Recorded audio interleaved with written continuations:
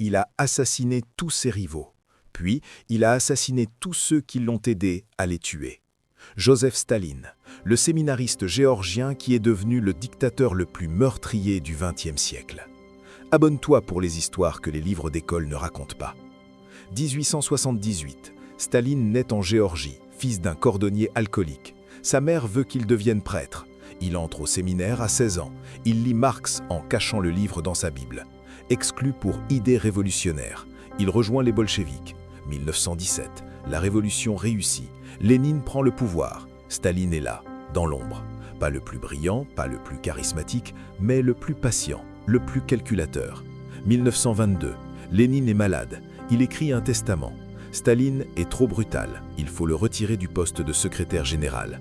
Lénine meurt en 1924. Staline cache le testament. Personne ne le lira jamais. Il commence à éliminer. Trotsky, le héros de la Révolution, exilé puis assassiné au Mexique avec un piolet. Zinoviev et Kamenev, ses alliés, fusillés après procès truqué. Boukharine, l'intellectuel du parti, exécuté.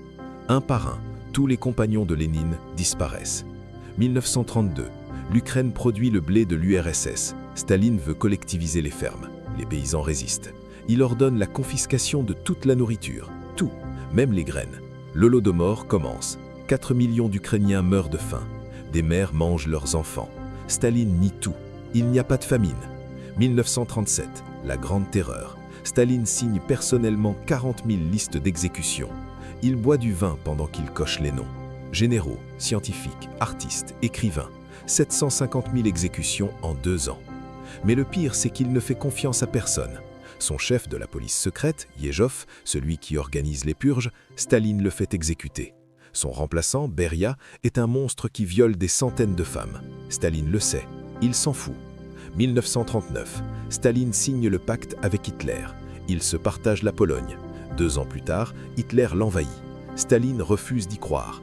Les premiers jours, il s'enferme dans sa datcha, paralysé. L'URSS perd des millions d'hommes, mais Staline gagne la guerre. 27 millions de soviétiques morts. Il devient un héros. 1953, Staline a 74 ans. Il planifie une nouvelle purge, les médecins juifs du Kremlin, accusés de complot. Mais le 1er mars, il fait un AVC dans sa datcha. Ses gardes ont peur d'entrer. Il a donné l'ordre de ne jamais le déranger. Il reste allongé dans son urine pendant 12 heures. Quand il me trouve, c'est trop tard. Il meurt le 5 mars. Certains historiens pensent que Beria l'a poisonné. On ne saura jamais. L'homme qui a tué 20 millions de personnes est mort seul, dans la peur. Même ses proches avaient trop peur pour l'aider. Le pouvoir absolu rend tout le monde